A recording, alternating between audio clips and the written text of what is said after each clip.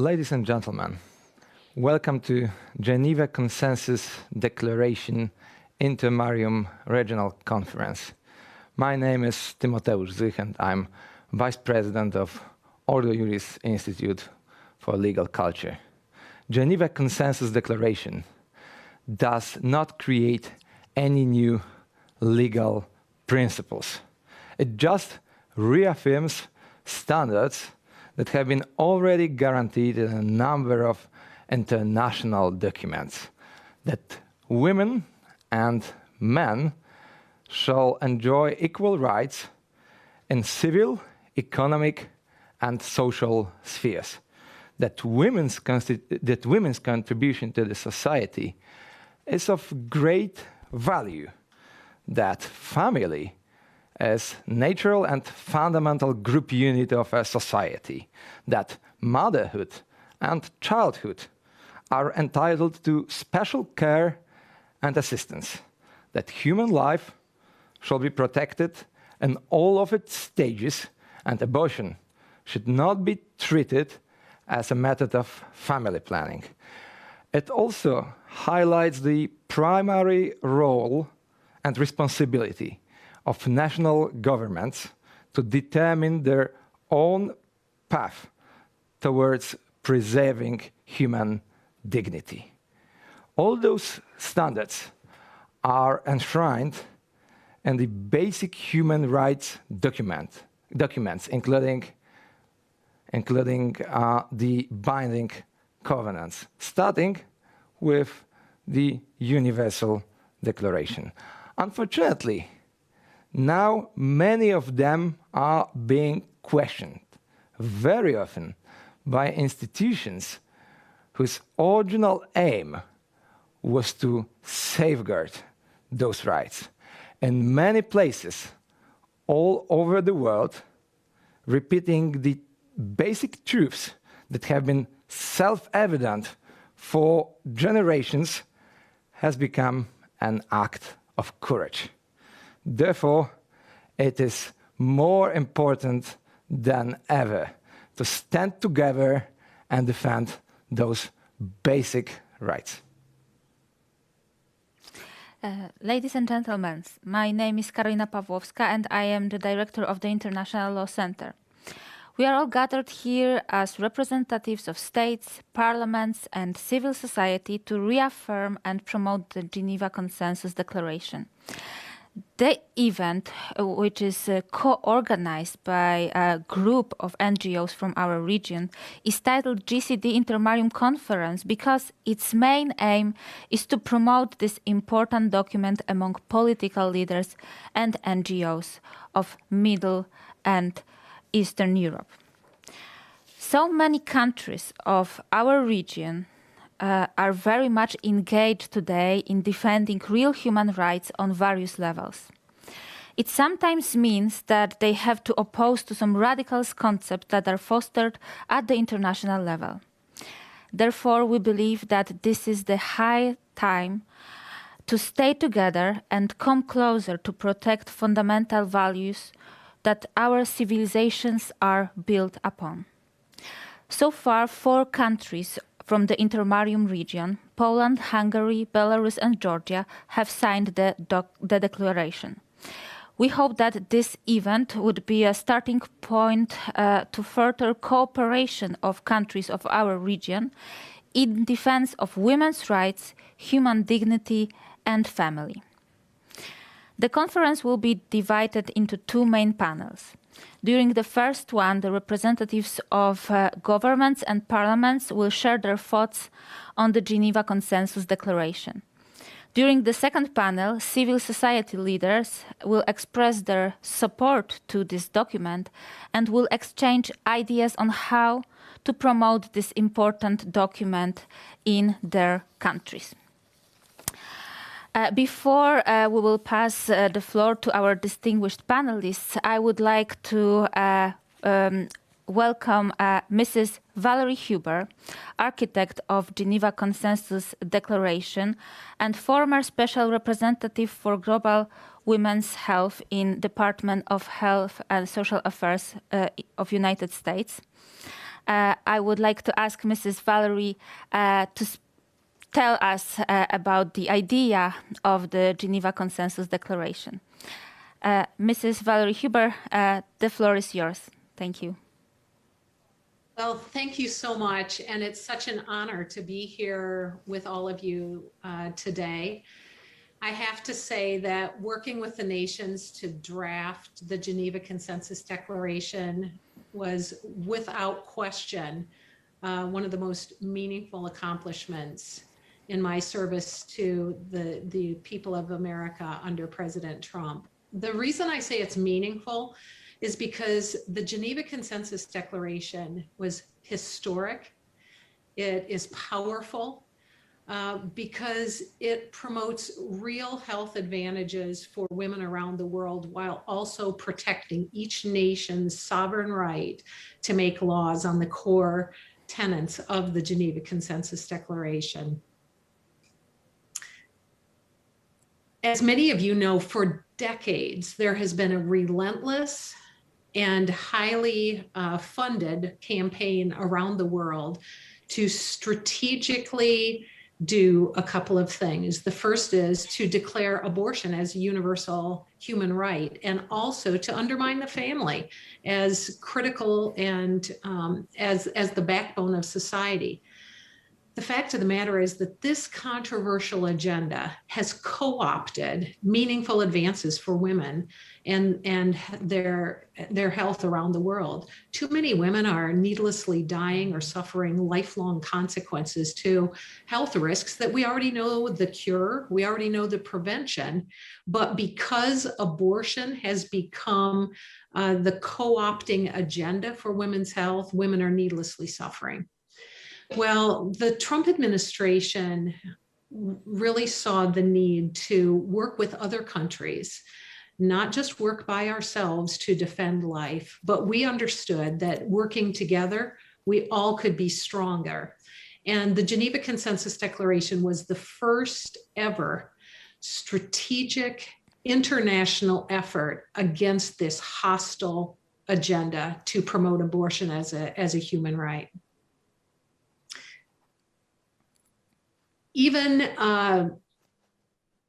the media, together with pro-life organizations and the president himself, cited the Geneva Consensus Declaration and the resulting coalition as one of the most significant and long-lasting accomplishments of the Trump administration in concert with other countries to promote life internationally. And it's very significant because this is not just the United States efforts, but it's all of us working together. Here are the pillars. And these pillars are very reasonable because just as was said just a few moments ago, these are not new concepts. These are adopted from documents that were agreed to by the member states. And so this should be a very non-controversial document for which many, if not most countries should affix their signatures. And here are the pillars. First of all, as we said earlier, promoting women's health. The second, the family as foundational to society. The third is the protection of life and making it very clear that there is no international right to abortion. And finally, the sovereignty of nations to legislate on these issues. Those particular pillars are key not only to the Geneva Consensus Declaration, but also to the bond of the coalition of countries who affixed their names to it. And just as was said earlier, here are screenshots of high-level government officials in each of the European countries that partnered with the United States on the Geneva Consensus Declaration. We're so pleased that Hungary agreed to be the regional leader, led by Minister Novak. And then shortly thereafter, Poland joined the Geneva Consensus Declaration. And what was especially significant here is that almost immediately after the Minister of Foreign Affairs addressed the ceremonial signing of the Geneva Consensus Declaration. Poland then released their new pro-life policies, and we so appreciate their courage in doing that and the timing. Long an advocate for the family, Belarus was next to join, and then after the signing of the Geneva Consensus Declaration, Georgia also joined. And we're just wondering who might be next, because we realize that these core pillars of the GCD are not uniquely appreciated by only those 4 European nations, but there are others as well. What's really significant about the Geneva Consensus Declaration and the resulting coalition is that 35 nations representing every single major region of the world are represented as collaborators on this. And it's a very diverse group. These nations may disagree on certain issues, but on these core pillars, they said not only we agree, but we commit to work together on this. Well, only 8 days into his administration, President Biden made it very clear that the United States was going to withdraw from the Geneva Consensus Declaration.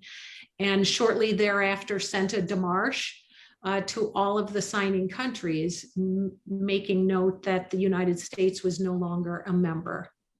But the beauty of the Geneva Consensus Declaration is that that only means that instead of 35 nations, there are now 34. And in fact, just as was true during my term serving in the Trump administration, there were many countries that we did not agree on every single issue, but we still collaborated and worked together. The same is true for those countries that signed on to the Geneva Consensus Declaration or those who will sign in the future. Just because the United States removed its name from this particular coalition should not be a disincentive for other countries to join in partnership, because this coalition is more important than ever before. The fact of the matter is that diplomacy is key even when there are areas where we disagree. And there is a narrative that is being communicated that if there is not total agreement on all of these controversial topics, that no diplomatic relations can genuinely be pursued. We know that's not true. And the price tag for driving a wedge between countries on these important issues, promoting women's health and promoting life and the family, really has a price tag affixed to it. And it really is the expansion of health for women. And unfortunately, this really is the human cost to putting an agenda of special interest groups above those core principles that are essential for our survival and are core to our individual countries. So for the sake of improving the health and lives of all women around the world and in our own countries, we must persist. We must stay together. The Geneva Consensus Declaration and this coalition must remain strong. And the exciting thing is that the Geneva Consensus Declaration is still open for more countries to join.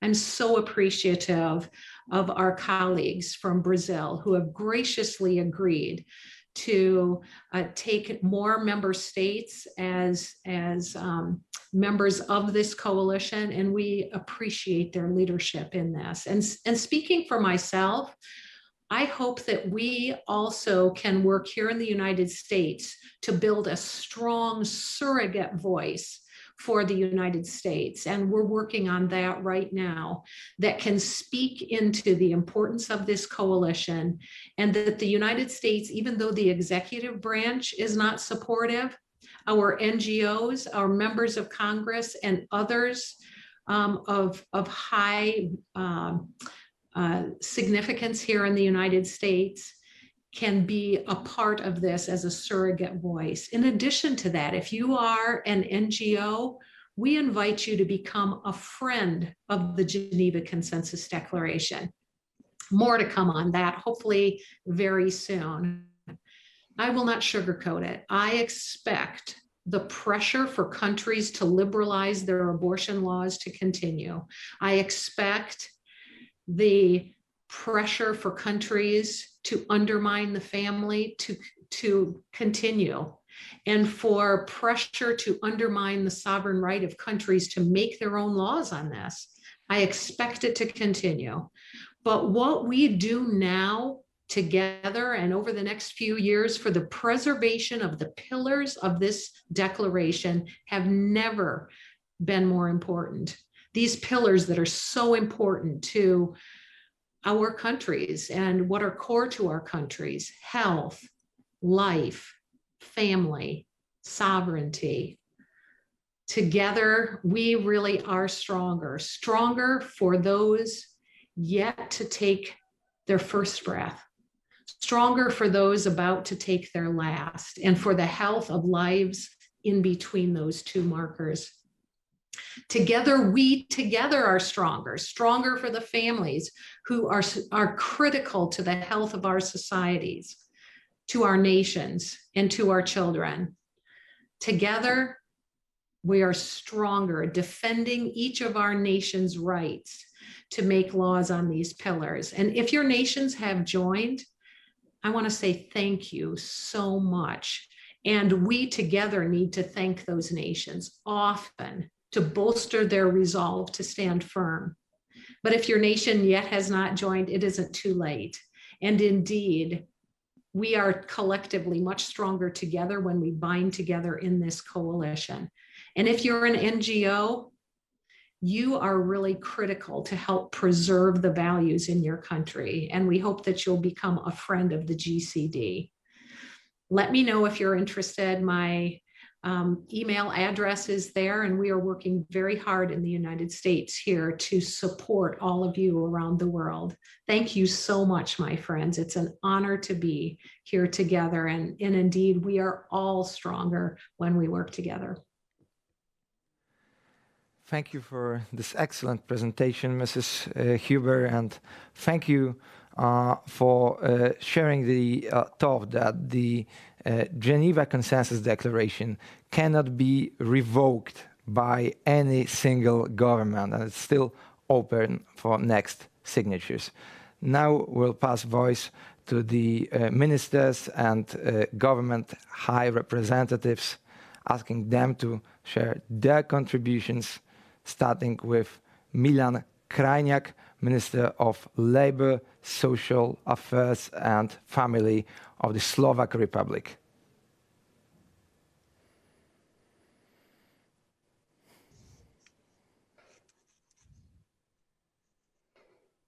Vážené dámy, vážení páni, rád by som ako člen vlády Slovenskej republiky na tomto fóre zdôraznil to dobré, čo je zakotvené v dokumentoch medzinárodnej komunity. A to, že rovnosť, dôstojnosti a práva všetkých ľudí bez ohľadu na fázu ich života, alebo pohlavie, alebo dobré prostredie pre rodinný život sú kľúčovými cieľmi spoločného úsilia vlád, občianskeho sektora a celej spoločnosti. Záleží mi na tom, aby podpora manželstva a rodiny nebola čisto deklaratórna, ale aby sme ju preniesli do reálnych životov žien a ich rodín.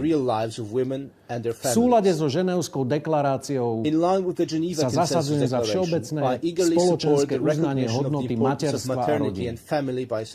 Chcel by som, aby sme každé dieťa, aj nenarodené, vnímali ako potenciál a skutočné bohatstvo spoločnosti.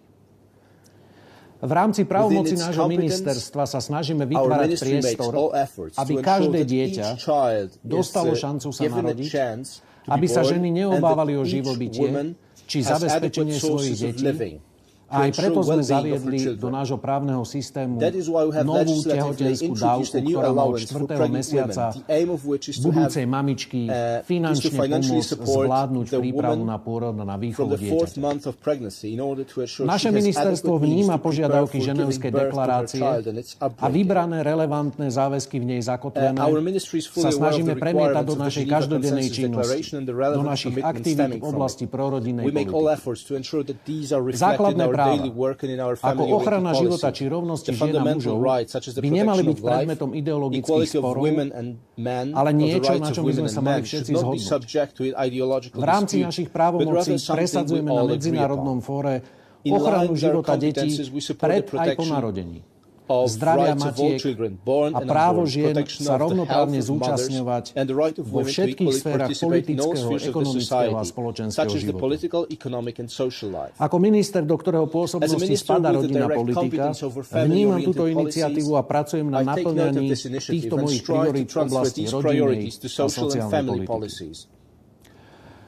Slávny britský filozof a konzervatívec Roger Scruton pred 30 rokmi povedal, keď bol na návšteve na Slovensku, Západ zachránil strednú Európu pred komunizmom. A my ako Stredná Európa sme za to veľmi vďační. Ale Roger Scruton nás pred 30 rokmi vyzval, že teraz je úlohou Strednej Európy zachrániť Európu pred liberalizmom. A ja sa tomuto morálnemu záväzku hlásim a hrdo hlásim, pretože je povinnosťou Strednej Európy pripomínať Západnej Európe to, že bezbrehý liberalizmus, individualizmus, pretrhanie súdržnosti spoločnosti a sociálnych väzieb, ktorých základom je rodina, privedie túto civilizáciu do katastrofy. Preto sa hrdo hlásim k tomu, aby sme podporou rodiny čo najviac ochránili súdržnosť našej civilizácie a aby sme pripomenuli, vrátili svoj dlh voči západnej Európe a pripomenuli aj to, že bez ochrany rodiny a podpory rodiny naša civilizácia nemôže pokračovať ďalej. Prajem vám úspešné rokovanie. Thank you so much for the presentation. Now I will ask Paweł Jabłoński, Under Secretary of State in the Ministry of Foreign Affairs of the Republic of Poland, to take the floor. Binding measures so far. As we reaffirmed in the declaration, there is no such thing as international right to abortion, despite what we are very often told. But obviously, the discourse and its dynamic are very often against this simple truth. And those who intend to limit protection of human life are powerful. They dominate in the media, they control many governments and other bodies of power. Very often, they seem much stronger. It is hence even more important to stand up and speak up and remind these basic truths of the value of human life, of its importance, of the need to ensure proper care for children and their mothers and fathers, of the necessity to improve health and social security systems, of the significance of families in the modern society, and constant requirement for all governments to support them. It's our duty as humans, as Christians, and even more as political leaders representing governments and other institutions that value human life above all else. If we want to protect it,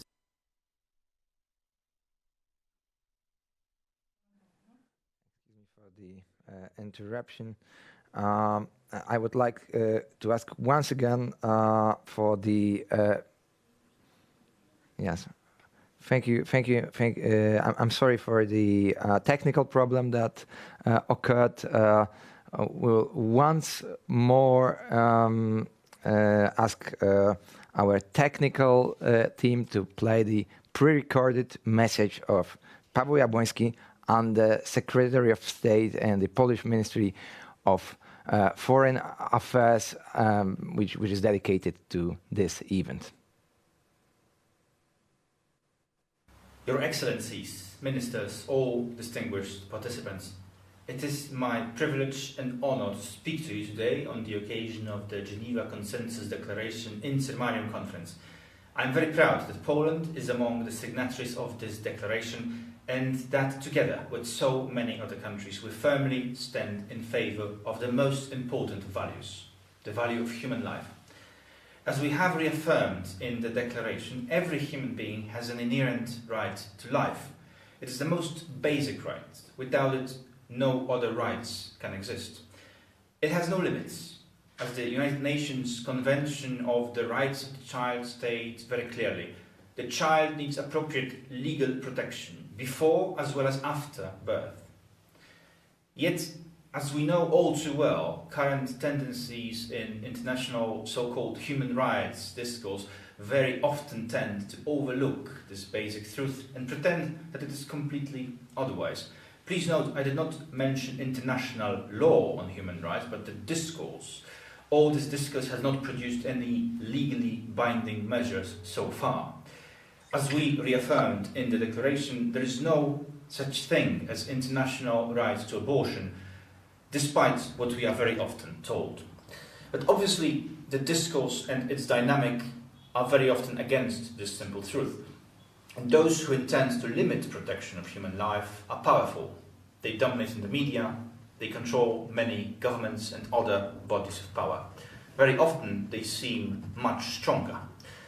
It is hence even more important to stand up and speak up and remind these basic truths of the value of human life, of its importance, of the need to ensure proper care for children and their mothers and fathers, of the necessity to improve health and social security systems, of the significance of families in the modern society, and constant requirement for all governments to support them.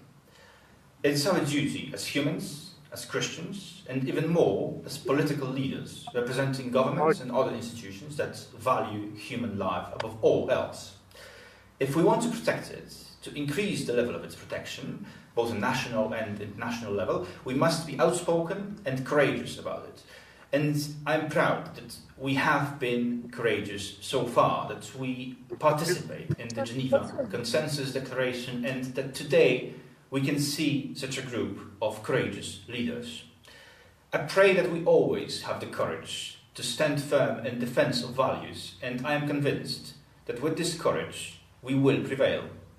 God bless you all, and God bless every human life. Thank you, Mr. Jabłoński, for the presentation, for your message dedicated to the audience of today's event. Now I will ask Angela Gandra, Secretary of State in the Ministry of Family and Human Rights of Brazil, to take the floor. Hello, everyone. I'm arriving in a city here down in Brazil, in the very south of Brazil. But anyways, I had to be with you. We are together. So first of all, good morning, everyone. Here is morning. And I'd like to tell you that Brazil supports the Geneva Consensus Declaration for a public reason, committed to the human being, for a reason of state founded on the Universal Declaration of Human Rights, because it supports life as the first human right. Without it, a person is not able to exercise any other right. It supports women, including sexual reproductive rights, understood in a positive way. I mean, promoting the complete health of a woman and its quality. And also it supports her voice in the political life, which is very important for equality, equity. Geneva Consensus Declaration supports the rule of law, giving each country, as it's understood in the UN, the right of establishing its own rules. It supports family, the basis of society. Family, society, state. It begins in the family. It comes first. We can't think about putting the roof before settling down solid fundaments. It supports family ties because they are the source of the social and economic development, and also the source of the complete human flourishment. The family is a school of citizens, actually, and also it is the source of solidarity, social solidarity, fraternity, duties. We don't talk about only about human rights, but also about human duties towards the society. And you learn that in the family. The fraternity starts in the family, and family bonds are super important for the consistency of a nation. And the end is because we support the human being. The human being's free is autonomous, and this freedom begins inside a home. It's protected and develops itself inside a home.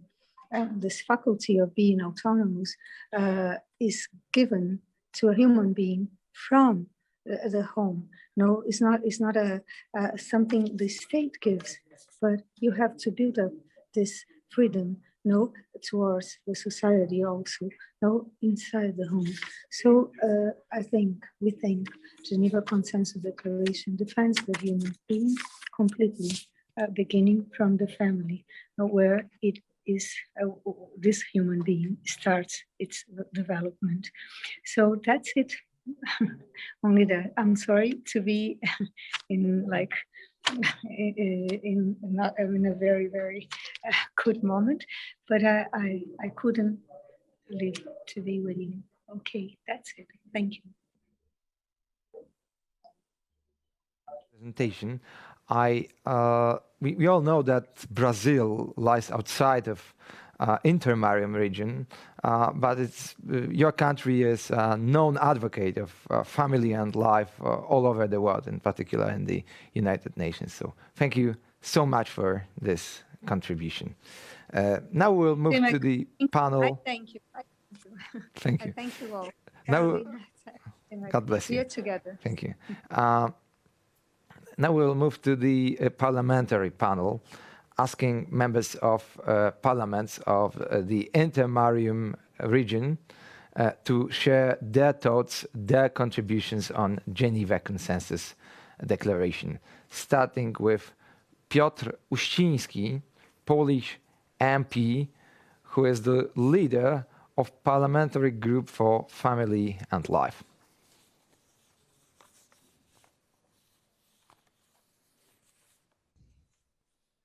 Good afternoon. My name is Piotr Uściński. I'm a husband and father. I have a wonderful family. I'm also a member of the Polish Parliament, chairman of the Parliamentary Group for Life and Family. I have diplomas from several universities, but I would like to mention to you my primary school, whose patron was Jan Kochanowski. He is a great Polish poet of the Renaissance.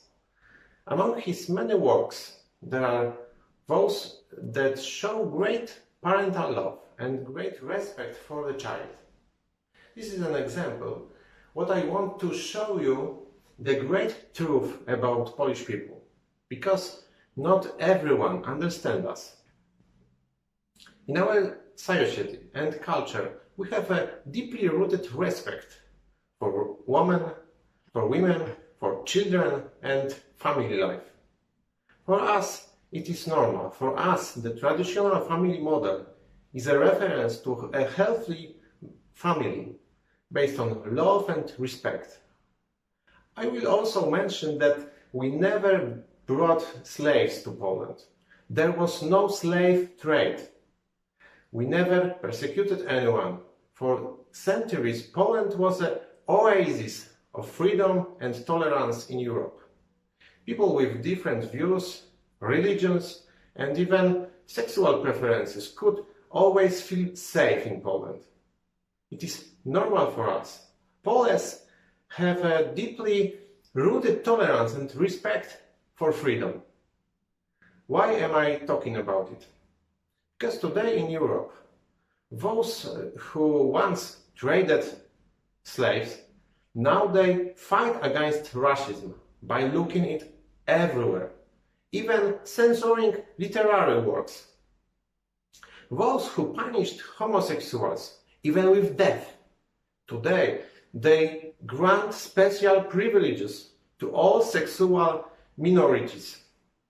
Those in Europe who have always had the great problems with violence against women and children, and still have them anyway, they are fighting for the right to abortion, wrongly calling abortion a women's right. That is why I am very happy that we signed the Geneva Consensus for rights of women, children and families, including the right to life for every human being, even before birth. One more thing to be proud of and to encourage you that we can change the world to make it better.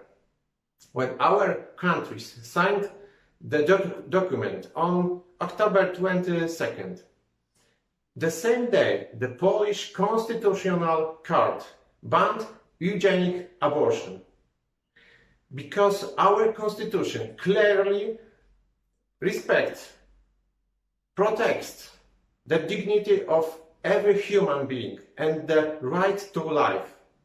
So together we are stronger. Thank you very much.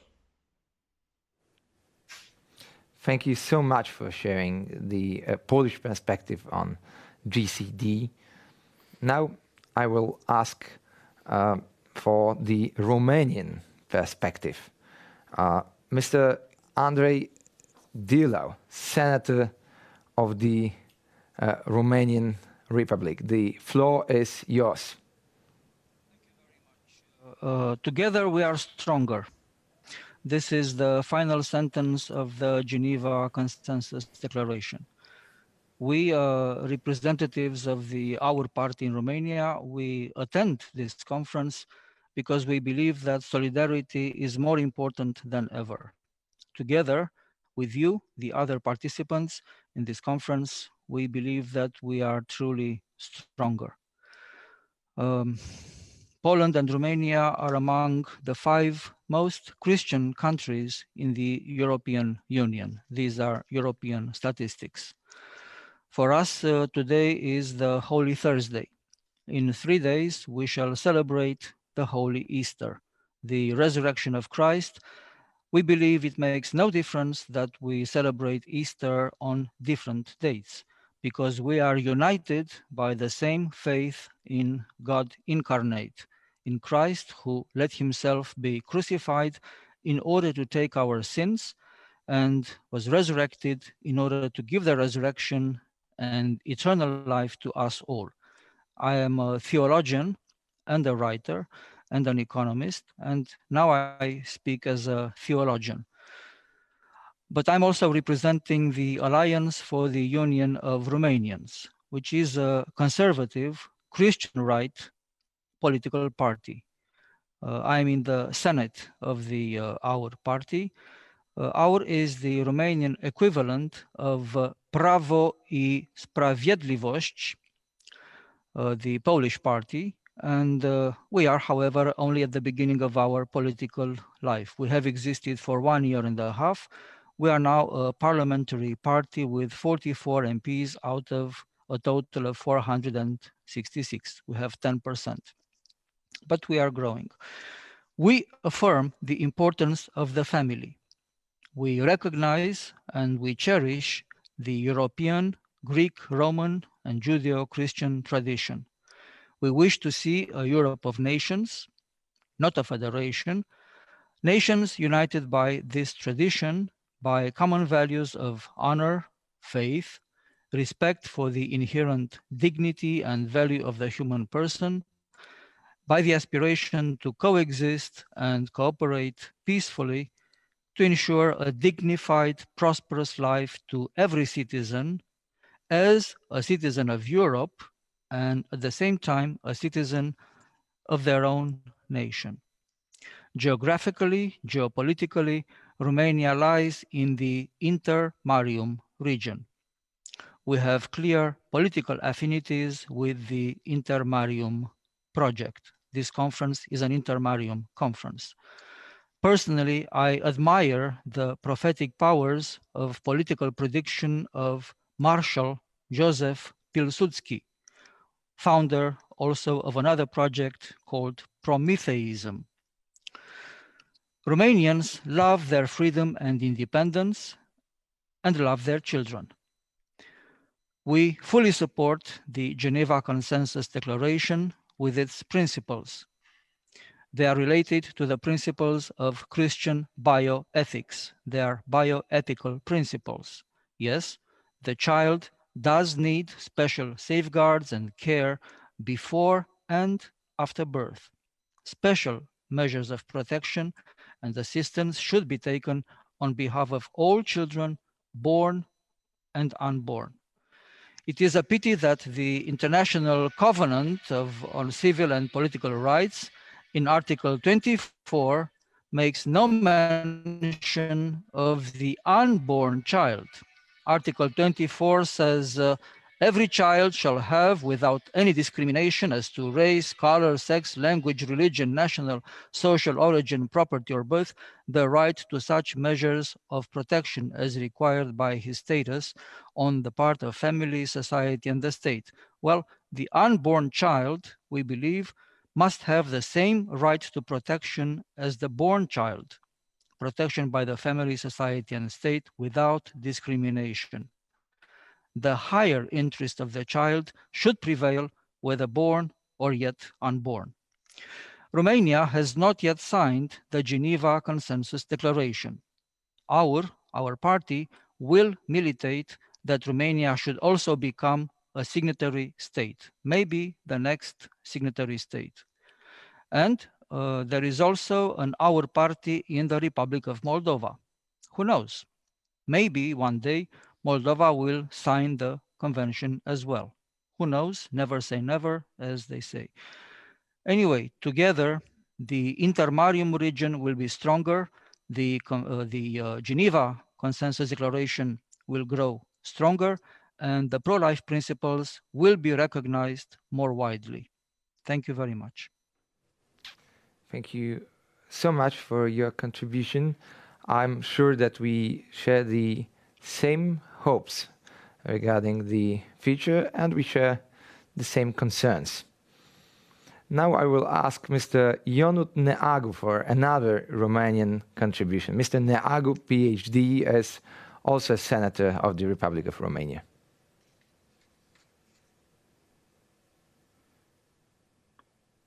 Yes, hi, Minister. Dear participants, we are here today to show our support for the Geneva Consensus Declaration. For us, Romanians, it is a significant and historical document for the worldwide pro-life movement. It signifies an impressive accomplishment, a bold statement made by countries representing every region of the planet, along with their commitment to do their best for women, for families, for every human life.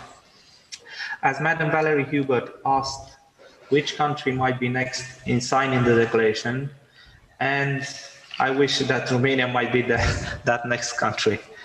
In my role as a representative of the Alliance for the Union of Romanians, a conservative party in the Romanian National Parliament, we are strongly pledging for defending the sanctity of human life. Hence, we consider that this declaration defends the international principle of state sovereignty, including over matters regarding the family unit. Furthermore, the declaration defends the principle of universal health care, and it stands against the so-called abortion rights. At the national level, we stand against the radical left propaganda that manifests across the globe. Therefore, we consider that there is simply no such thing as a fundamental right to abortion.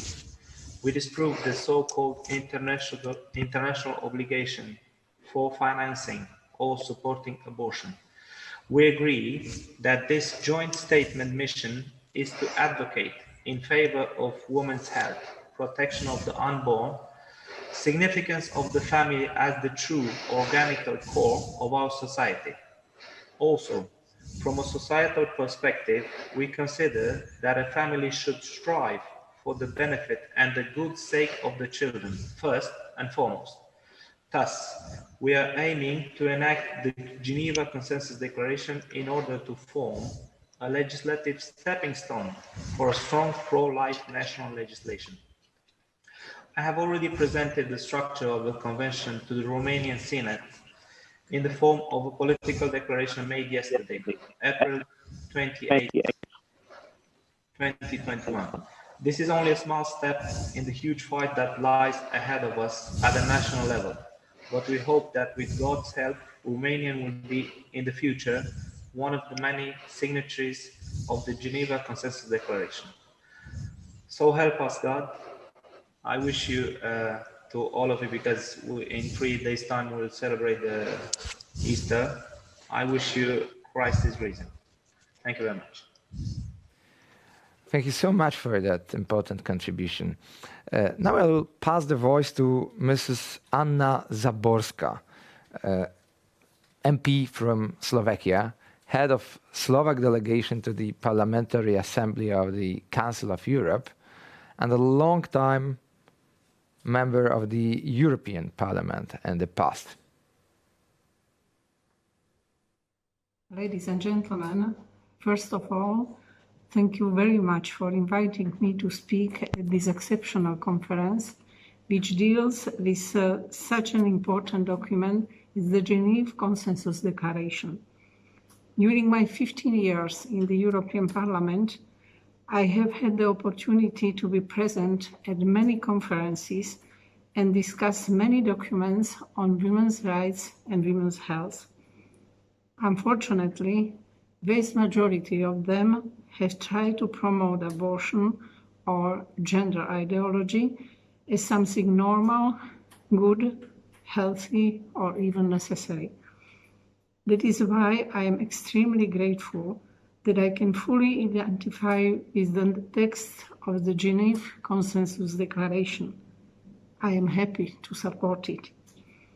The Geneva Consensus Declaration rightly avoids the false dilemma that is so often presented today as true in the European Parliament or the Council of Europe.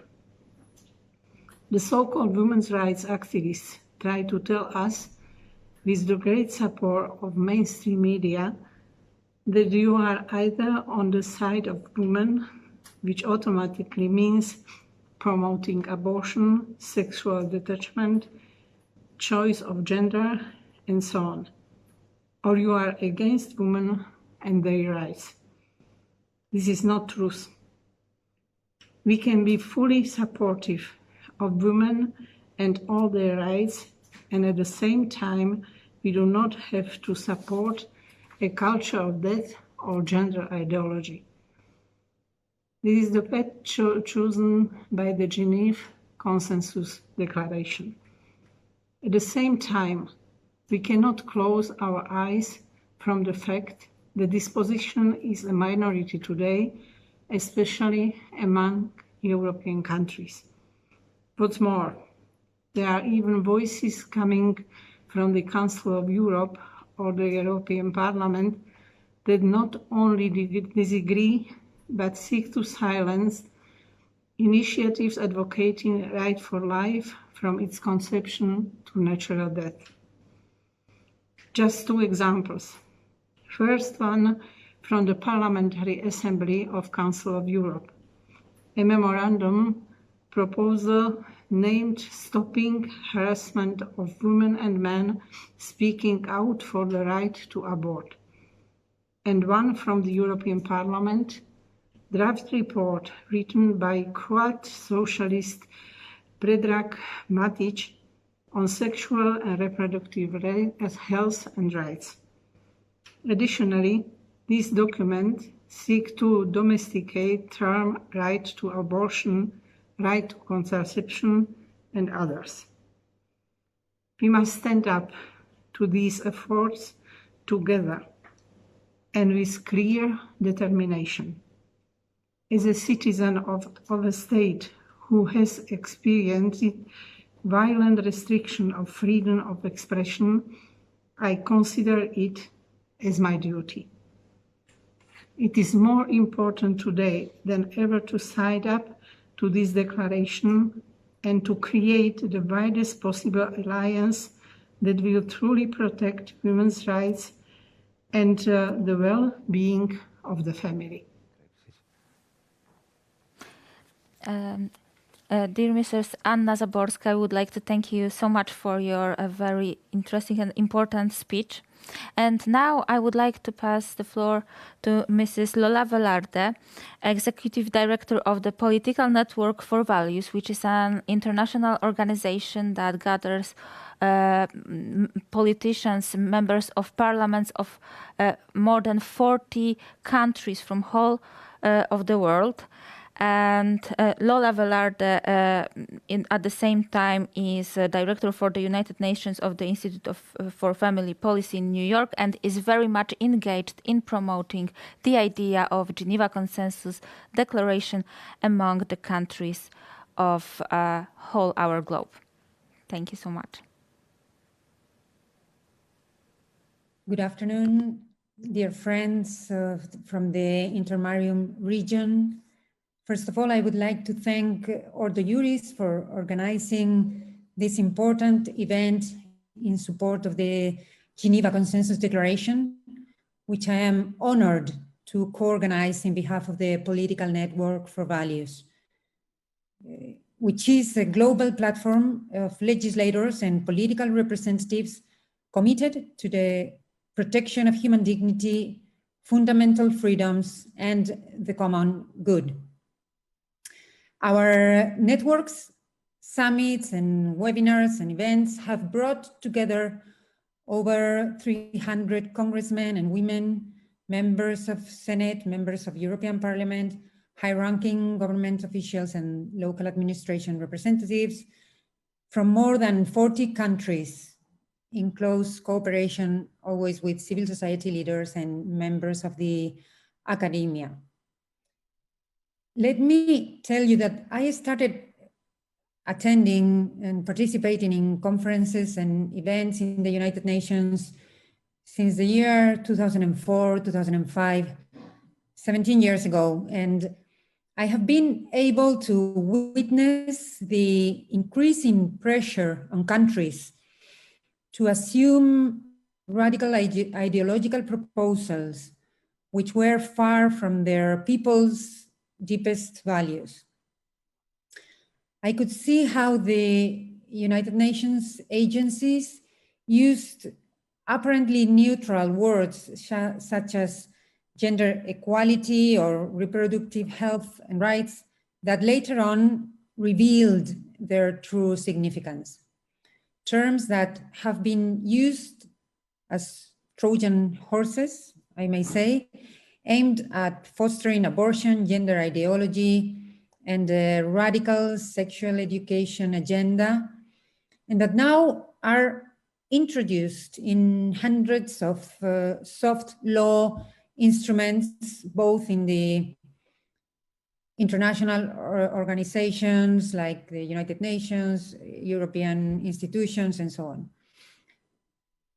These pressures are overstepping the mandate received by the member states, received from the member states, and they're reaching unacceptable extremes. An example of this has been the recent consultation by the UN Sexual Orientation and Gender Identity so-called independent expert, aimed at preparing a blacklist of political, civic, and religious leaders who oppose gender ideology. He's preparing a report that will be presented in the Human Rights Council in Geneva in June. So we are reaching a political momentum that claims for our commitment in order to stand together for the values we share, which are rooted on our Judeo-Christian tradition.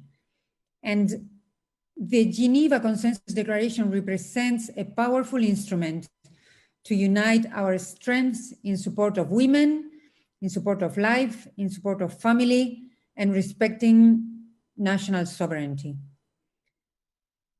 The people of the Central Eastern European countries share these fundamental values, and they are helping the rest of Europe in promoting and standing strong for them. These values are not a matter of ideological discussion. This is about defending the most vulnerable and supporting our deepest values, which are essential to create the fabric of a free society.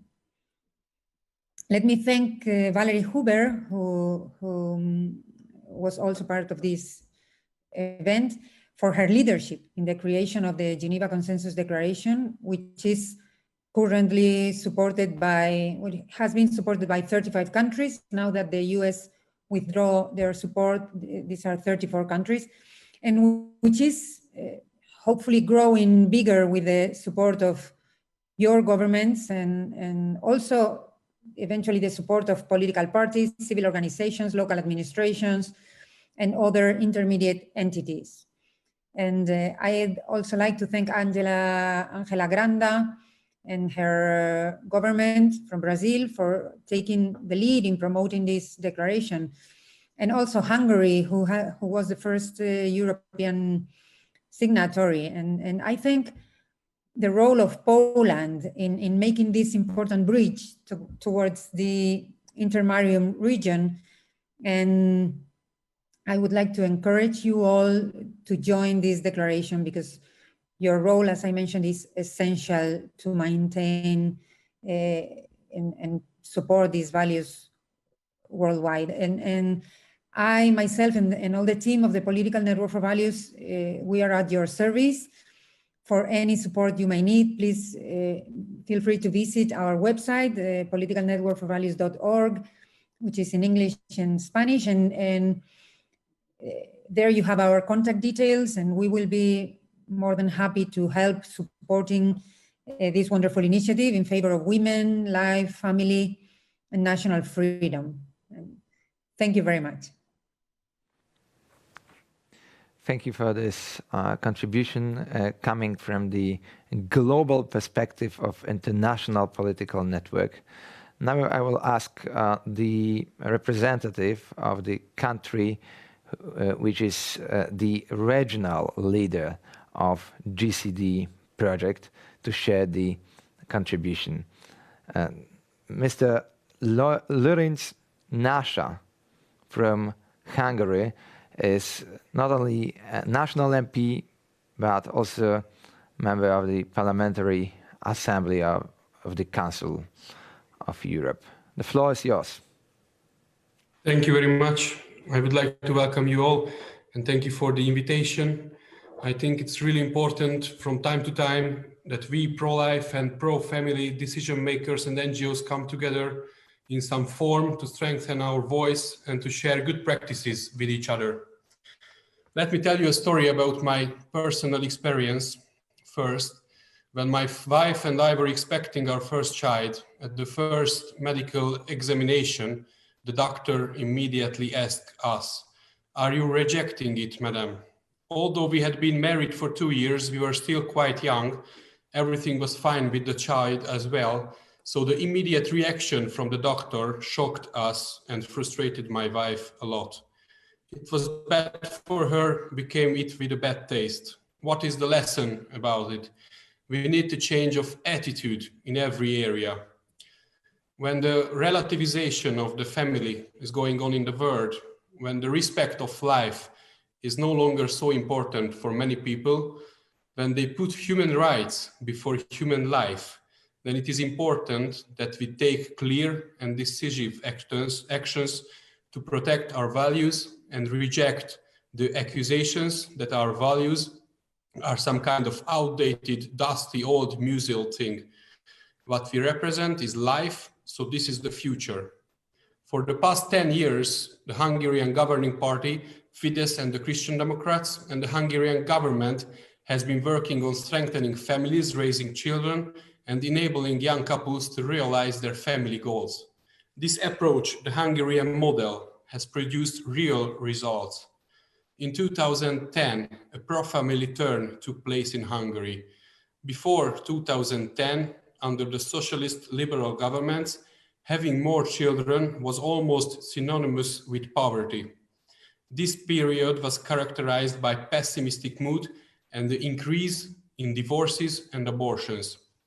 But from 2010, a pro-family, pro-life turn took place, and the social thinking is changed because of strengthening families, and an important change has begun. I would like to prove that with 4 data. While in 2010, the fertility rate was 1.23, according to the latest data now, it is 1.6, which corresponds to an increase of nearly 30%. This means that in 2011, there were 123 children in 100 families, and now it's 157. The latest Hungarian fertility rate data is the highest in 25 years. When in 2010, there were barely more than 35,000 marriages in Hungary yearly, in 2020, the number exceeded to 70,000.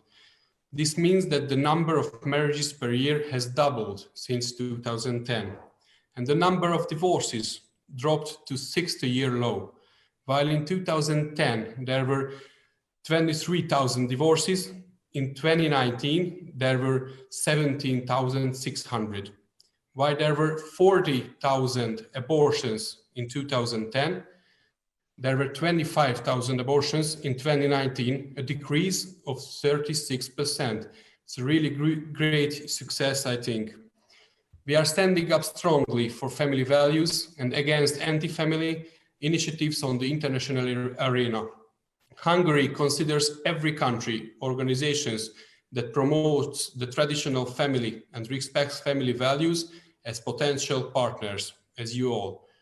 The Hungarian fundamental law states that every human being shall have the right to life and human dignity. The life of the fetus shall be protected from the moment of conception. The Geneva Declaration represents this value. In our Christian democratic conception, we strongly support family formation and childbirth at a time when whole Europe and the Western civilization are facing big demographic challenges. This serious demographic issue poses a major challenge for Hungary and every European country, which is being answered today in 2 different ways in Europe. One approach that prevails in Western Europe is that demographic challenges must be addressed through migration. The other approach applied by Hungary and the Central European countries says that the demographic challenges should be addressed not by migration, but by family support. The migration solution is a priority today in Western Europe. They say that demographic problems can be handled well with migration. No problem if there are no children, the workforce can be replaced by migrants. But the Hungarian way is to solve our demographic problems on our own. We need Hungarian children. Therefore, we support Hungarian families and Hungarian children. The Hungarian government has more than doubled family support since 2010, which is now the highest in Europe GDP per capita at 5.2% of the Hungarian GDP. The Hungarian family support system is not punitive, but it does not contain penalty, but it gives the opportunity for anyone who wants to start a family and have children. Our goal is all planned and desired children can be born without having to give up on having children due to financial difficulties. The precursor to our family support system was a national consultation in which we asked the Hungarian people what they think about the issue, because it cannot be imposed on them without the support of the people. One word about the Istanbul Convention as well. I was one of the submitters in the parliamentary resolution asking the Hungarian government not to ratify the Istanbul Convention. We Christian Democrats are firmly in favor of protecting women, working by all possible means to prevent violence against women, to help victims, and to apply strict criminal law measures against perpetrators. The only thing that matters to us is to provide real help, prevention and protection for victims of violence against women and domestic violence. This real help does not depend on whether or not a political convention has been ratified, but on the specific provisions of our legal system and the means by which the government helps the victims. In recent years, the penal code has been tightened countless times.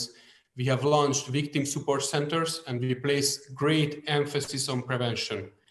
All important and valuable part of the Istanbul Convention have already been transported into the Hungarian law. But we, as well as the great majority of the Hungarian people, reject stealthy gender issues and security risk. Protecting life is a priority. There are several ways to promote it through strengthening families, the training of health workers, the support of pro-life and pro-family NGOs, and the training of teachers, child protection professionals. There are several areas where politicians, decision makers, working with professionals and NGOs can move forward surely but slowly. We have to be patient but determined. We have to start surely but slowly the changes in public thinking by campaigns, lectures, books, videos, and of course, conferences like this. There are so many tasks, but there are also so many opportunities. So I just would like to call you that we commonly protect families and protect life together. Thank you for listening. Thank you for your presentation and congratulations on the achievements, on the improvements in terms of demographics in Hungary that you just described. It can serve as a pattern for other countries of our region of Europe. Now I will ask Światosław Jurasz, who is not only the youngest MP ever in the Ukrainian Verkhovna Rada, but also the leader of the largest parliamentary inter-party group, which is called Values, Dignity and Family. Mr. Jurasz, the floor is yours. Greetings. I'm addressing you straight from the floor of the Ukrainian Parliament as we have an extraordinary session happening right now. And I apologize if there's any issues as far as the connectivity is concerned, or if I have to move away for a second. Basically, I very much want to thank you for a chance to address this august congregation. It is clear for me that when we are building our pro-family policy all over Europe, we need to communicate and cooperate as the opponents of the family do it so well.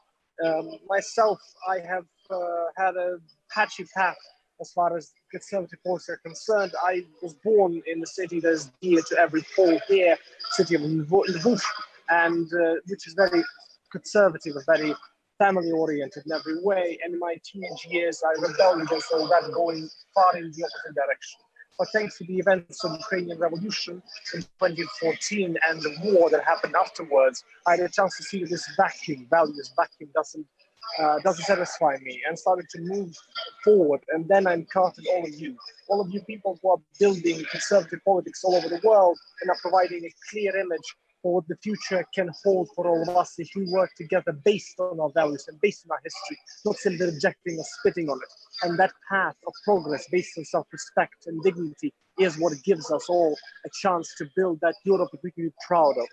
And as far as the Union Ukrainian Parliament, it is very clear that as far as Ukrainian MPs, be that from the east or from the west, be that from the north or the south, my very diverse and very divided on some aspect country still is clearly united. And there was no issue actually asking my colleagues from different factions, both the former government, the government before that, the pro-Russian parties, the unaffiliated MPs to join their forces and to work together. And in all that, I basically all the time mentioned the examples of our Western neighbors who achieved European integration with self-respect and dignity, mentioning simply that that example gives us a story which we need to follow, and we need to work to continue as we move in that direction. And as we are building our future, we don't need simply to throw away all the values which made us who we are. We need to build on them. We need to build that progress based on what we know, what we respect, what we understand. And again, in all that, Western aid is a crucial example. And such a forum that we have today is a very clear indication that there is willingness on all the sides to cooperate in building that vision for a Europe that respects itself, doesn't simply reject and destroy itself. Its pursuit of maddening ideas of postmodern faction, which is still present here in Ukraine, but in far fewer and far weaker numbers because of our union as well. So I thank very much all of the participants and very much like to thank you for your example that you gave us in Ukraine that we can follow in building our future.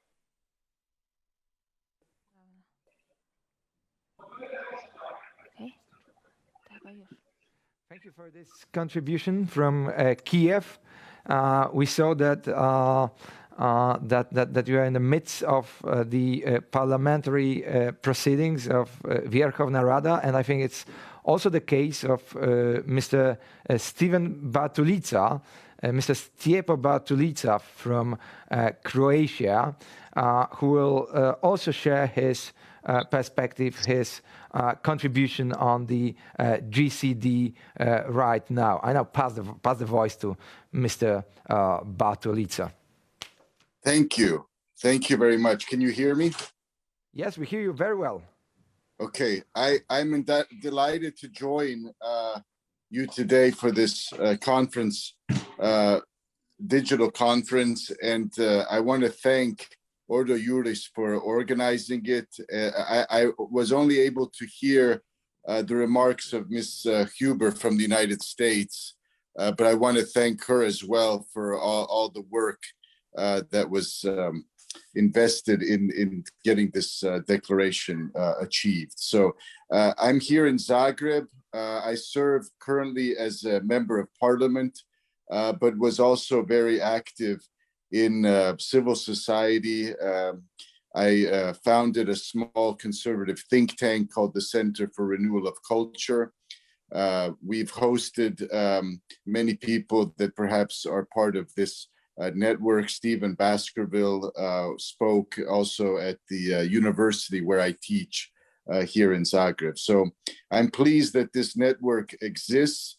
I wanted to just share my experience from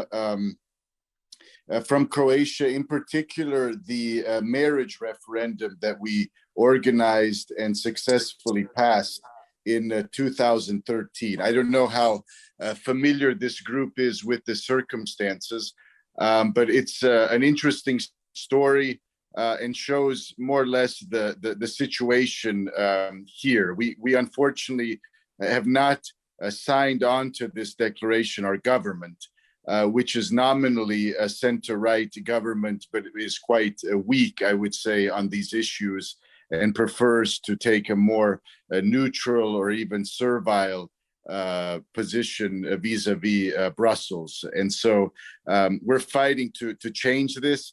But I wanted to emphasize this referendum because it showed that it's possible to preempt the leftist agenda, which is coming to Croatia, which is here.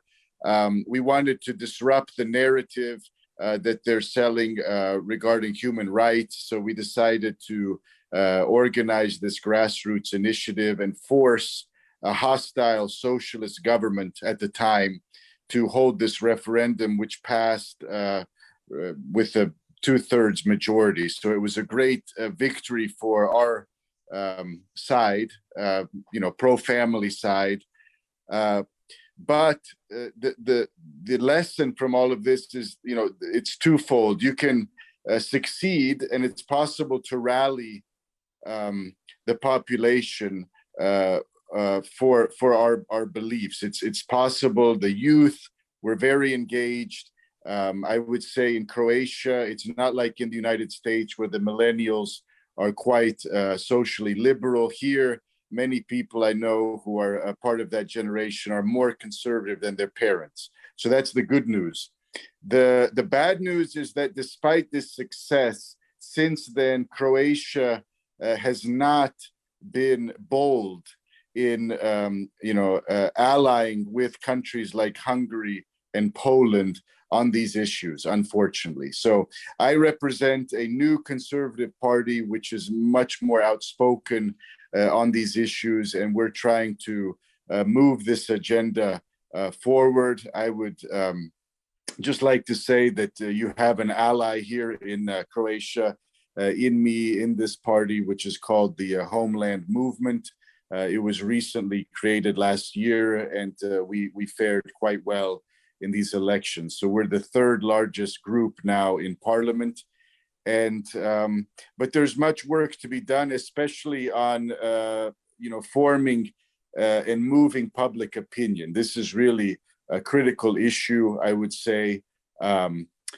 We can't expect to just achieve political victories without investing time and hard work, persevering in educating the next generation and moving public opinion, which is still in Croatia, I would say, there's still common sense on these issues. People understand the importance of the family and marriage. They're not, very enthusiastic about gender ideology and this kind of thing. But the politicians, despite that, are very aggressive and pushing this, mainly because they see it as an imperative, in Brussels. And so they lack, I would say, in comparing Croatia to Poland or Hungary, they lack certainly this self-confidence that other governments have in pushing back against the mainstream opinion in the European Union. So I would say there's much work to do, and once this awful Corona situation subsides and we get back to normal, I would be very keen in meeting you all in person so we can strategize. People are watching closely what is happening in Hungary and Poland. I know there's great pressure on your governments, but if you persevere and stay strong, it sends a very, very powerful message to other countries that it's possible to defend these positions at the highest level. So I just want to encourage you to keep fighting, and I think this declaration is certainly a point where we can rally around and continue to collaborate. So I'm open to any questions if you may have them. Thank you. Thank you so much for this strong and empowering message towards all of us. I'm pretty sure that we'll have a chance to collaborate in the near future. We all remember the Croatian referendum, which clearly proved that it's not only about government officials and political leaders to stand behind the values of GCD, but first of all, common people who yes. certainly stand for those basic values of our civilization. Yes, yes. Thank you so much for all those contributions from the government and political leaders coming from Intermarium Region and beyond. The political panel of our conference is now over, and I will pass voice to Karolina Pawłowska, who will start the NGO panel, the second part of today's event. Thank you so much. I think that the speech that was given us by Dr. Steven Bartulica makes a great passage to our NGO panel because it has had these two aspect of political involvement and the involvement of people, of civil societies.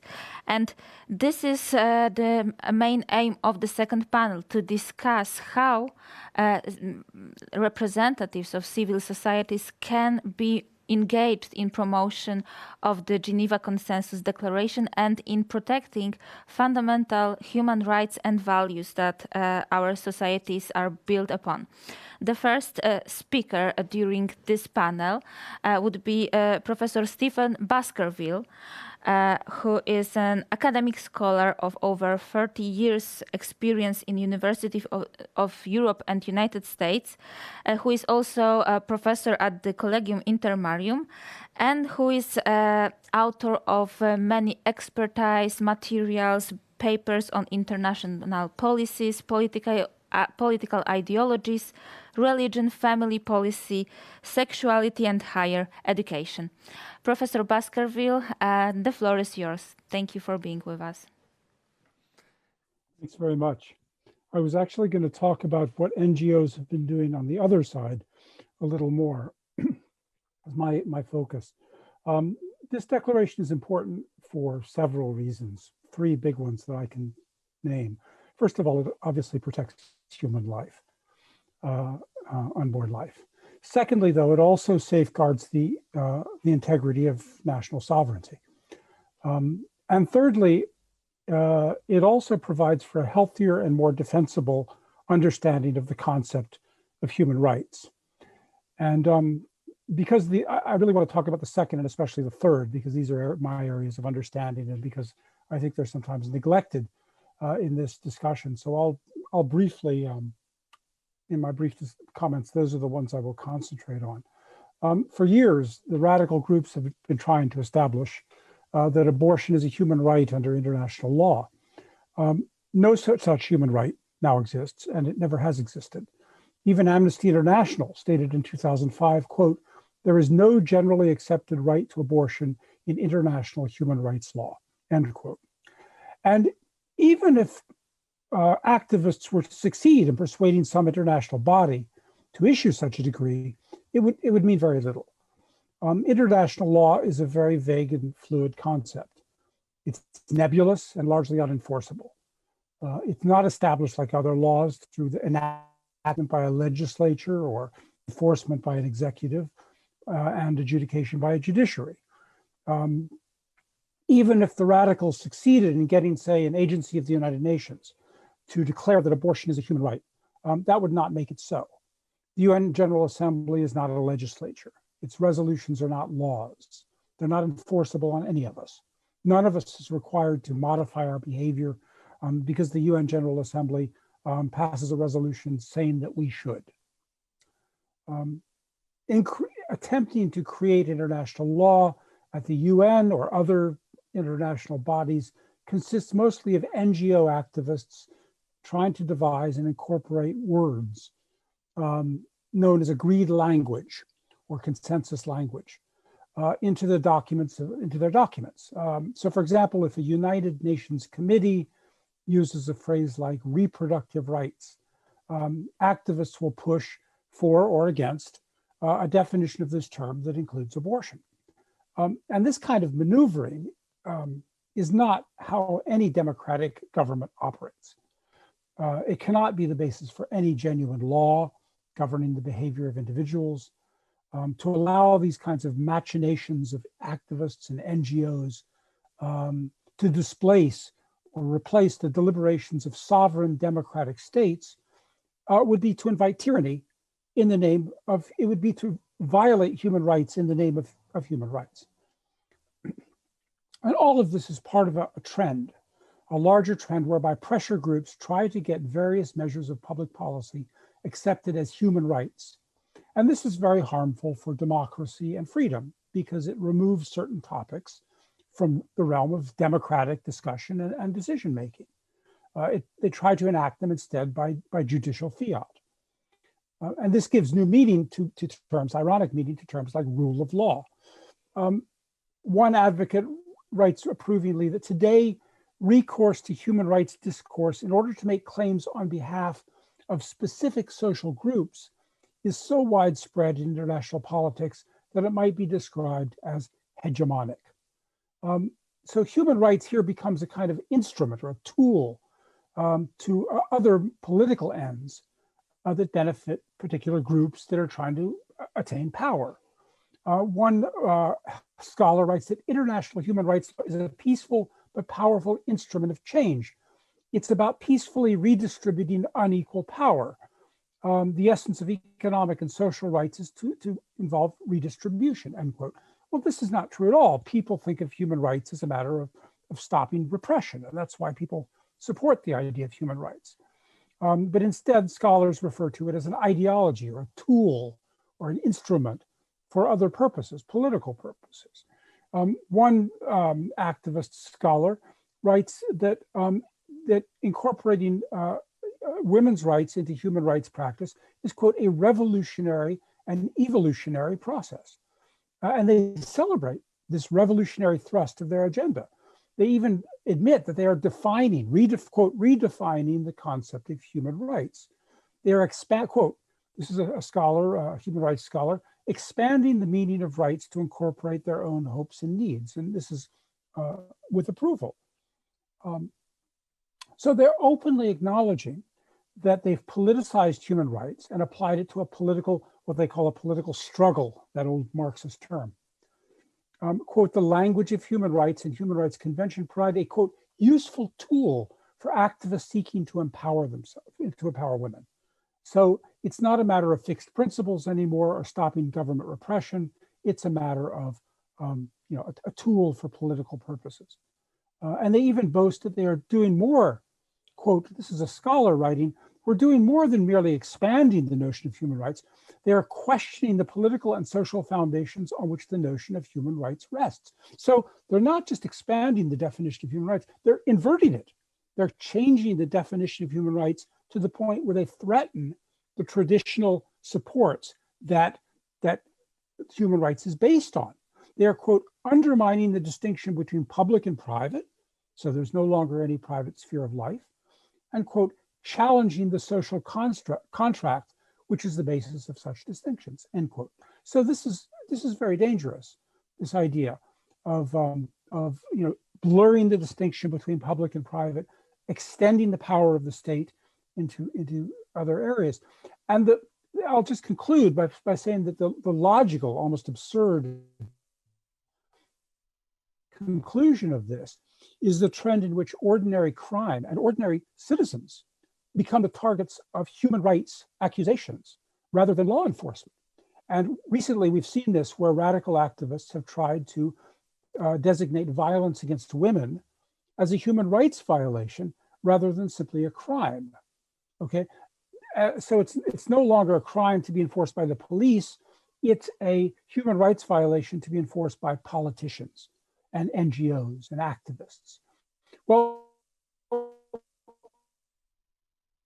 this opens obvious process of law, all of which is represented nowadays by what another speaker mentioned, the Istanbul Convention. But this is a story for another day, so I will end there. And I hope this has been useful to put this in a context of the, you know, the larger human rights phenomenon and how it's becoming rapidly an abuse of power.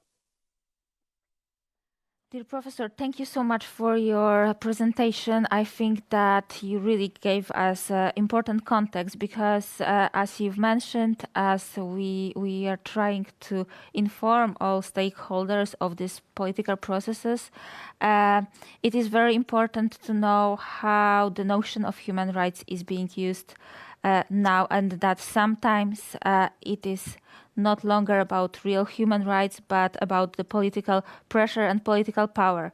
And I believe that Geneva Consensus Declaration is a way to stop these negative tendencies in this area. So thank you so much for this very interesting lecture. Now I would like to pass the voice to Mrs. Esther Parkani from Center for Fundamental Rights from Hungary.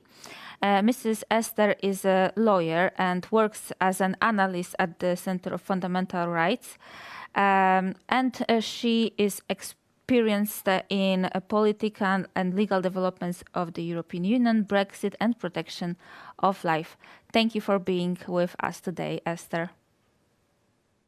Thank you, Carolina. First of all, let me order you for organizing this conference and giving me the opportunity to speak on behalf of the Center for Fundamental Rights, which is a Hungarian Christian conservative think tank. It is an honor to meet you all today. I am convinced that it is an important task of a non-governmental organization to raise public awareness on topics such as women's rights and health, the vital role that families play in healthy societies, and as hard as it may be, the disheartening topic of abortion.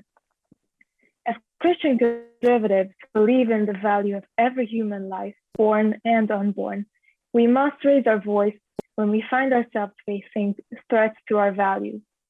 Recently, there have been increasing attacks worldwide on the traditional family and traditional marriage. Also, in the past few years, we have seen the legalization and liberalization of abortion in many countries, like Ireland, or most recently in Argentina. We have to act now if we want to make a difference and halt the advancement of the culture of death in our societies. Of course, there is also hope, especially if we look at the Central European region and the Visegrad 4 countries. Just like Hungary, Slovakia has protected traditional marriage, defining it in their constitution as the union of a man and a woman. The Polish Constitutional Tribunal rendered a historic decision declaring that eugenic abortion is contrary to the dignity and life of the human being. Poland is thankfully now also on the way to de-ratify the Istanbul Convention, which will mean that none of the V4 countries will be a part of a treaty that sees families as the core problem of abuse in relationships and at the same time promotes gender ideology. The 4 countries have governments representing differing approaches in politics in a traditional sense, and despite all that, these countries cooperate with increasing effectiveness in several fields. This is explained by the fact that old traditional left-right political differences are superseded by the protection of national sovereignty in the face of an ever more imperial European Union and supranational institutions with leaders no one elected. We share economic interests, reject immigration, and strive to protect our Christian culture. One of the greatest threats Western societies are facing nowadays is a demographic decline, leading to aging populations. The question is the same for all. How can we solve the problems this trend causes? However, the responses we give to these demographic challenges will determine our future from a cultural, economic, and social point of view. Western European countries and Brussels mainstream suggest a short-term solution, encouraging migration, which has unforeseeable consequences for their societies. We can already see some of the effects, such as terrorist attacks, parallel societies, and a huge amount of public funds spent on unsuccessful attempts to integrate migrants. A better long-term solution is offered by countries like Hungary, which are encouraging people to start families and raise children. In the past decade, the Hungarian model has produced real results. The fertility rate and the number of marriages increasing, while the number of divorces and abortions is, thank God, decreasing.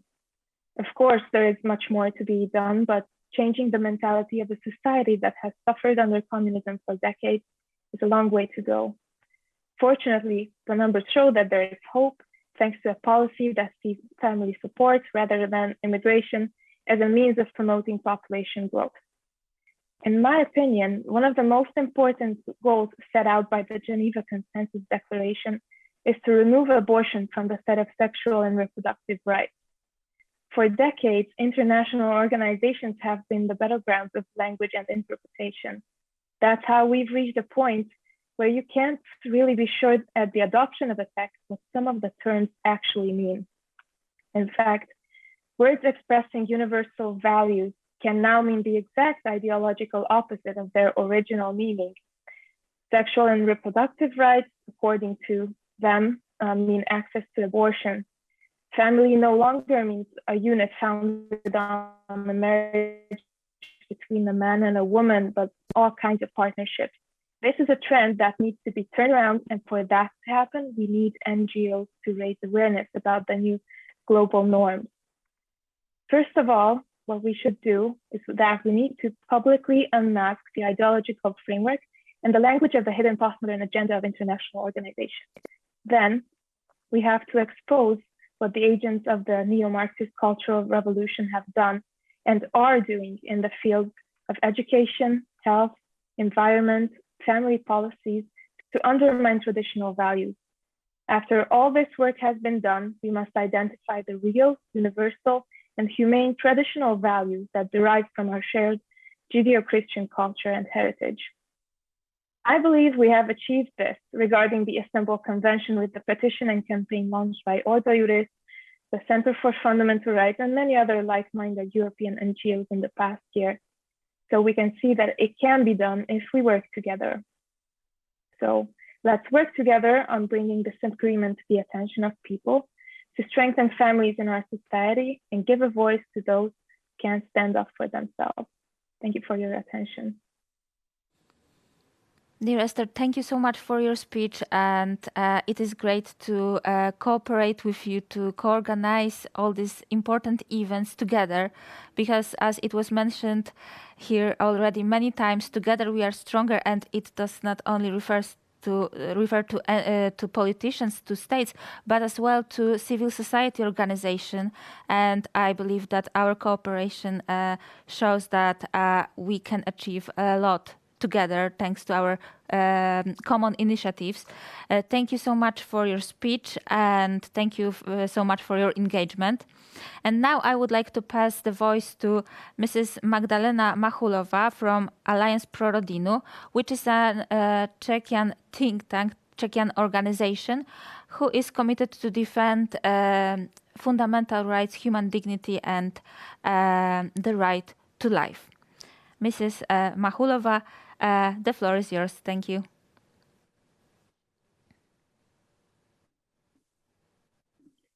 Hello. So I'm sorry that the leader of our organization, Jana Jochova, nor the vice president, Jan Gregor, cannot be here. We had to rearrange our plans due to an announcement we received yesterday. So right now there is a public manifestation in front of our parliament against the adoptions of homosexual couples.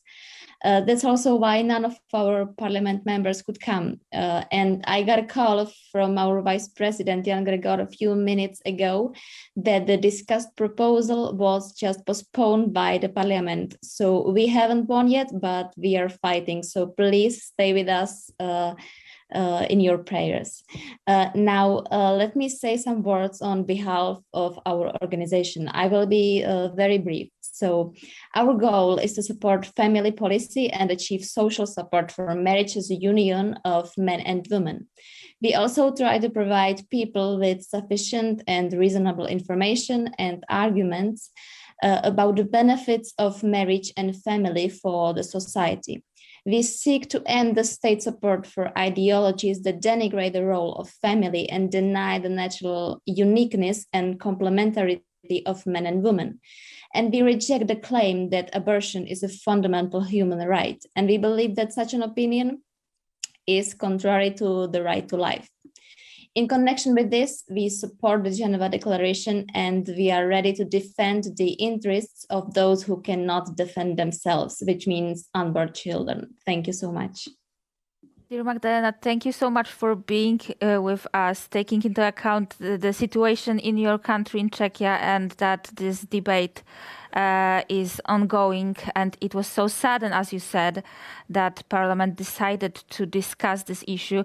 This is great news that the discussion was postponed, and of course we'll keep you and your cause in our prayers. I think this is very important to remember the importance of coalitions of civil societies in situations like that. So yes, thank you for being with us, and we will try to do our best to fight with these tendencies that undermine the real familial rights.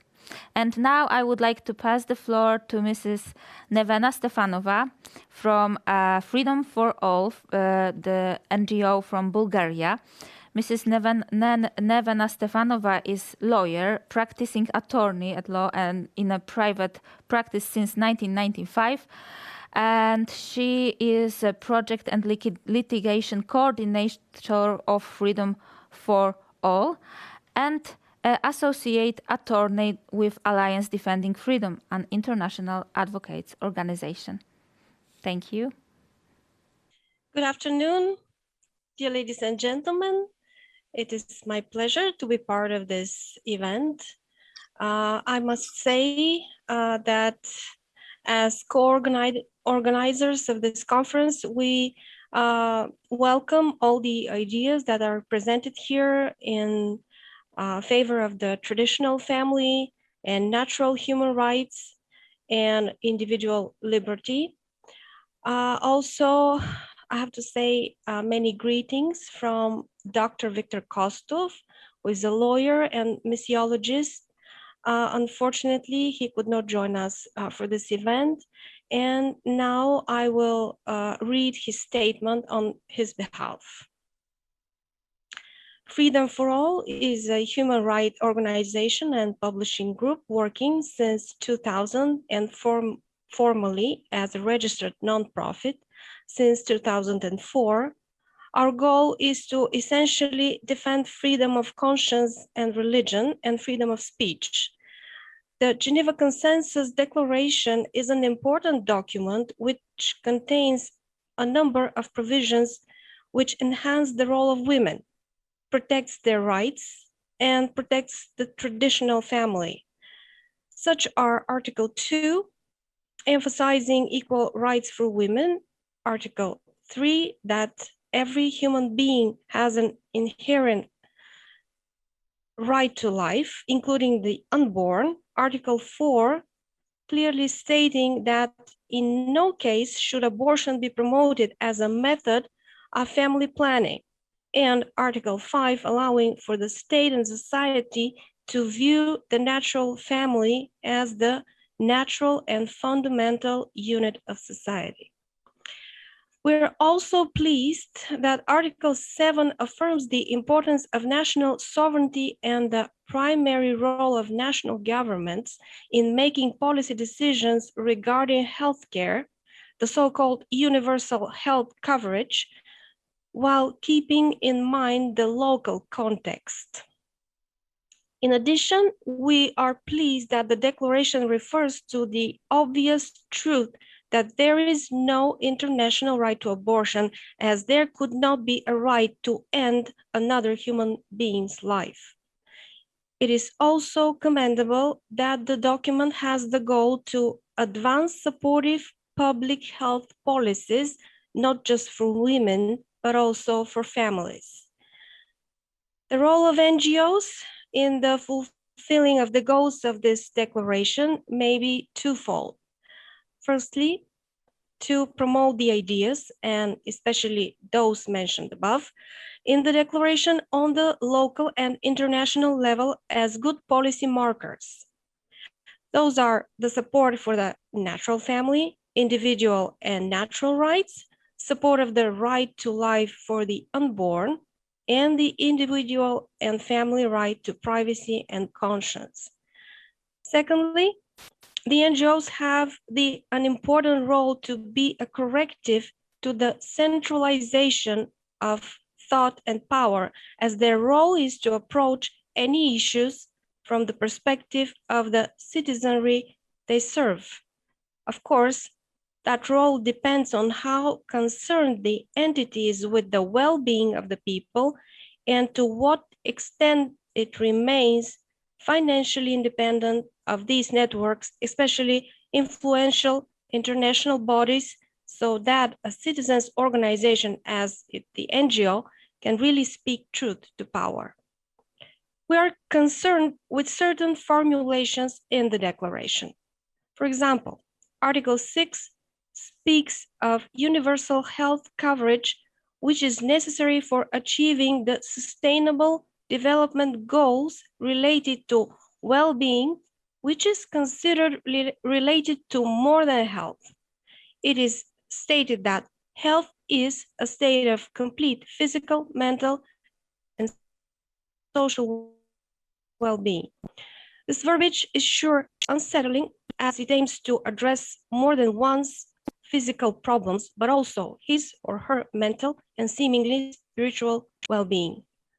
One must remain aware that religious and Christian faith also aims, by the work and grace of God, at the wholeness of the person, physical, emotional, and spiritual. Religious or quasi-religious overtones may not be emanated in any form by any policy or document that seeks to help anyone, to help people, and which are obviously not religious in their purpose. Help should not aim to control. This so-called holistic approach, combined with bureaucratic mechanisms for its implementation, may not be allowed to turn into a total and rather intrusive approach, which threatens individual rights, privacy, and dignity. The sustainable development also looks into the well-being of the whole of the corporate and the well-being of the individual in somewhat buried in the grand project for control of future developments on a large scale. It is our role, it is the role of human rights and religious freedom organizations, NGOs, to safeguard the freedom and religious conscience and dignity of each one individual person, their privacy and their rights, and guard even against the UN programs on health and sustainable development hampering those rights. The role of NGOs is critical in maintaining the safeguards for natural individual freedoms. The proper balance we seek can also be guaranteed by the strong language of national sovereignty found in the Declaration.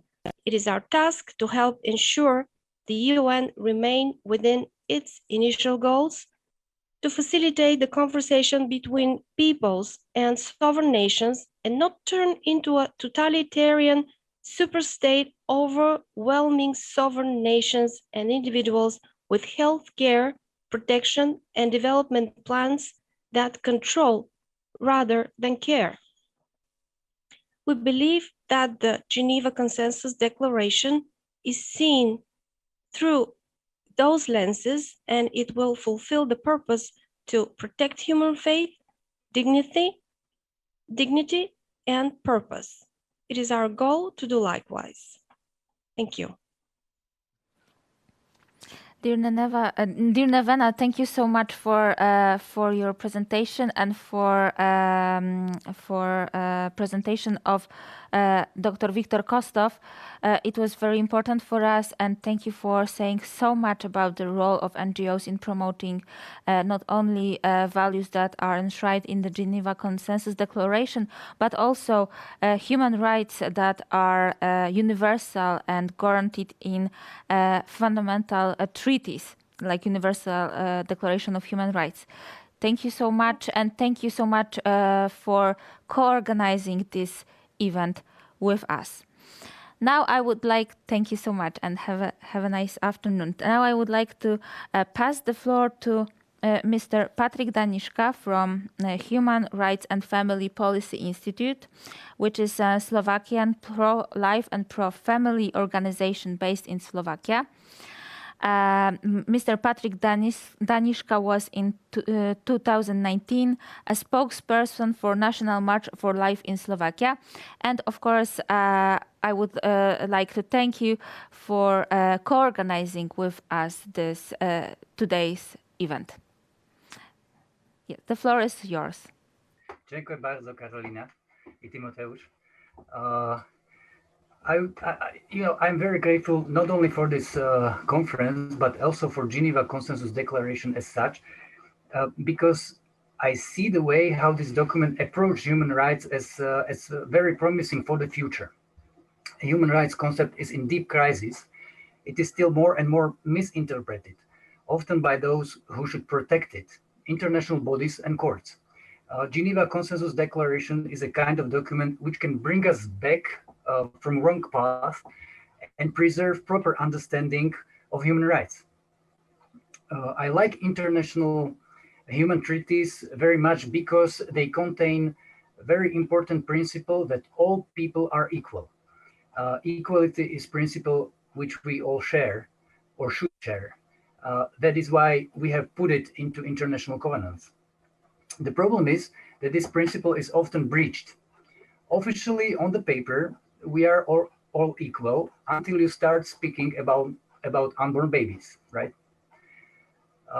If you look at the feminists, they promote equality between men and women, which is, if rightly understood, a very good idea, which we all share. But they say something like this: because men can have sex and not be pregnant, we also want to have sex and not be pregnant. We don't want to bear responsibility, same like men don't. So in order to secure our equal rights, not to be pregnant, we request legal access to abortion. You see, they fight for equality between men and women by promoting inequality between born and unborn people. Or they find, how they put it, forced pregnancy as form of violence against women. So they request right to abortion. So what they are fighting, what they do is fighting violence by promoting violence. They condemn violence but only selectively, against already born women only. This all does not make sense. Also, although international human rights treaties contain these noble and true principles, such as equality of all people, at the same time, normative provisions are very short. One sentence should cover huge areas of relations, such as everybody has a right to life, or everybody has a right to privacy. Well, who is everybody? What exactly it means right to life and right to privacy? In order to apply such general and, be honest, vague norms, you have to interpret them. And the question is, who is interpreting them? Very often it is international bodies, United Nations and its agencies, European Union, Council of Europe, especially European Court of Human Rights. And very often these international bodies and courts promote precisely that distorted understanding of human rights. We have built up system of extremely strong and extremely short human rights norms, and we give huge power to unelected bureaucrats and especially judges to interpret them. And we lawyers know how to play with short norms and vague norms. But UN is largely funded by Western progressive oligarchy, such as Bill and Melinda Gates. If UN bureaucrats want their money, they have to obey and go against member states. As regarding European Court of Human Rights, we see from a report of Gregor Puping and European Center for Law and Justice that many of these judges are, let's call them Soros judges, who worked for George Soros NGOs in the past. These few people are making decisions on human rights for millions, even billions of people. And people and even states are helpless. This is precisely the way through which noble concept of human rights is being destroyed in front of our eyes. And we need to protect ourselves. Well, and now let's come back to Geneva Consensus Declaration. I think this is precisely the approach how we can try to save human rights. If conservative states cannot come to a reasonable conclusion, reasonable wording with liberal states, let's flock together with like-minded countries and sign documents without useless compromises. I believe this could be the way how to help preserve a true understanding of human rights. Now, I believe even bigger step forward could be done. Geneva Consensus Declaration is, let's say, a political instrument, very useful, but let's think about drafting and signing a legally binding international human rights treaty, which will contain rights and obligations similar to the content of Geneva Consensus Declaration, or there could be a treaty about family and marriage, explicitly defining marriage as union of one man and one woman. Like-minded countries who signed Geneva Consensus Declaration can sign this new international treaty, or some of them, or even two, Poland and Hungary, let's say. Slovakia will join later. Thus, this international treaty will become part of the legal system of countries who sign it, but it will have positive impact also on the whole system of international human rights treaties as such. There will be legal norms and definitions in international law, which we can use in our argumentation at United Nations, European Court of Human Rights, EU, and etc. We can say, look, countries like Poland, Hungary, hopefully Slovakia, are bound by international treaty, and you cannot force us to act against this treaty. Well, so this would be my suggestion for the future, to move this agenda even further by signing of a legally binding instrument, international human rights treaty or treaties. Thank you very much. Dear Mr. Danishka, thank you so much for your presentation, and thank you so much for your suggestions on how to make these ideas we are talking about binding law. I think that the idea to create some multilateral treaties that would bind only countries that truly want to defend these values is very, very interesting, and I think it might be a next step after the Geneva Consensus Declaration would be promoted among like-minded countries. So we are getting to the end of our conference. I would like to thank all of you that attended our conference, because I think, as we've mentioned before, it can be a really a starting point for our future cooperation. I would like to thank all members of governments and parliaments that took part in our conference, and I would like to thank a lot all representatives of civil society organizations. I believe that it can be a first step of our future cooperation that should not only focus on what is going on in our own countries, but also focus on what is going on at this international level.